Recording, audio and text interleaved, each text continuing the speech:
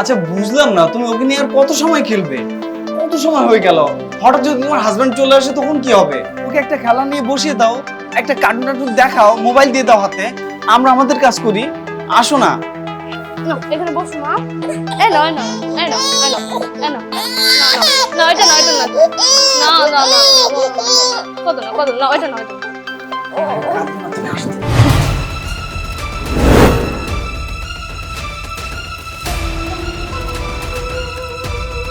আরে লাইভ আমার ছোট্ট সোনা,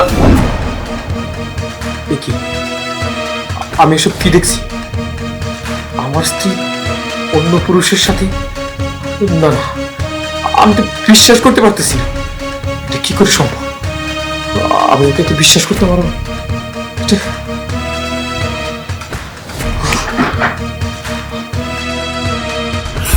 আমার ওইসব বাচ্চা কাচ্চা সংসার আর ভালো লাগে না।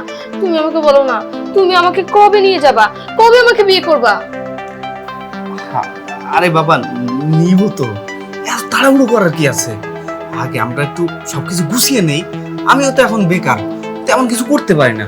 আর একটা চাকরি বাকরি পেলে তোমার নিয়ে চলে যাবো। তাছাড়া তোমার জামাইয়ের যে সম্পত্তি, যে টাকা পয়সা সোনা দানা যেগুলো আছে না, একটু হাতাও, নিজের কাছে নাও, নিয়ে তুমি এগুলো সব আমার কাছে দাও। নেওয়ার পরে যে কোনো একদিন আমাকে খবর দিবা, তোমাকে নিয়ে গায়া। আচ্ছা ঠিক আছে, আমি তাহলে এখন একটা কাজ করি। আমি আমার এই এখন বাসায় কি আসলো? কি জানি, এখন তো বাসায় কারোর আসার কথা না। তুমি ওই জায়গায় লুকাও, আমি দেখতেছি। যদি তোমার হাজবেন্ড আসে? হ্যাঁ আচ্ছা তুমি ওখানে লুকাও, আমার হাজবেন্ডের তো আসার কথা না।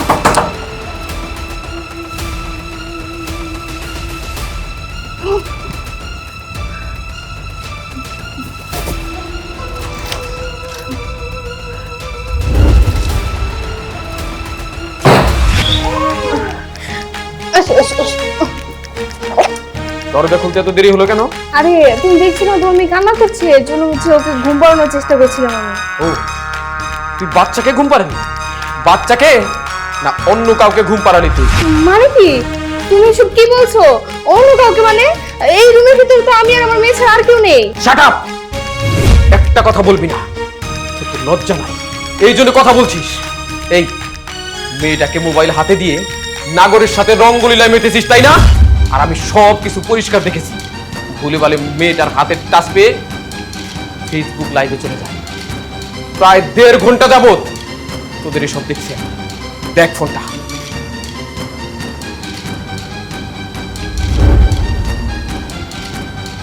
কি দেখলি? 1.5 ঘন্টা যাবত লাইভ চলছে তাই তো? আমি তোর বিশ্বাস করতাম, আমি মনে করতাম আমার স্ত্রীর মতো স্ত্রী আর কেউ না। আর আমার সেই বিশ্বাসের মধ্যে তুই এরকম করে বিশ্বাসঘাতকতা করবি আমি ভাবতেও পারি নাই। আরে আমাকে যদি তোর ভালো না লাগে তুই বলতে পারতি।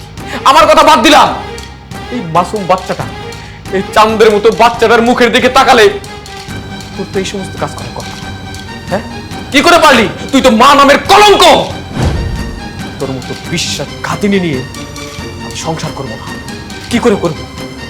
আজ এই অবস্থা দেখছি, হয়তো কোনোদিন বাড়ি ফিরে দেখবো আমার বাচ্চাটা পর্যন্ত জীবিত নাই। আমার যদি তোর নাগরকে খুঁজে বের করতে হয় তাহলে কিন্তু দুজনের কপালে খারাপ আছে। আমি ওকে বের করে দিচ্ছি। খাইরুল বের হয়ে আসো।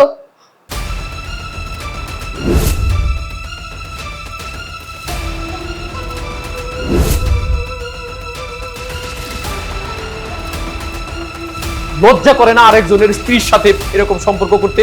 শুধু তোদের মতো ছেলেদের জন্য আমাদের অনেকের সংসার ভাঙে, অনেকের সংসারে অশান্তি হয়। খারাপ কিছু হওয়ার আগে বের হয়ে যা, যা যা এখান থেকে। ওগো তুমি আমাকে মাফ করে দাও, আমার ভুল হয়ে গেছে। আমি আমার বাচ্চা ছেলে কসম কাটছি, আমি আর কখনো এমন কাজ করব না। শেষবারের মতো আমাকে একটা সুযোগ দাও। ক্ষমা? আমি তোকে ক্ষমা করব? আরে তোকে যদি আমি ক্ষমা করি নিজেকেই নিজে ক্ষমা করতে পারবো না। তোর মতো বিশ্বাসঘাতিনী এই দুনিয়ায় দ্বিতীয়টা নেই। একটাবার যদি এই বাচ্চাটার মুখের দিকে তাকাতি তাহলে এই বাচ্চাটার সাথে আমার সাথে এই বিশ্বাসঘাতকতা করতে পারতি না। আমি তোকে নিয়ে সংসার করব না। তোকে নিয়ে সংসার করলে হয়তো অফিস থেকে ফিরে কোনোদিন দেখবো আমার বাচ্চাটা জীবিত নাই। বের হ, বের হয় বাড়ি থেকে।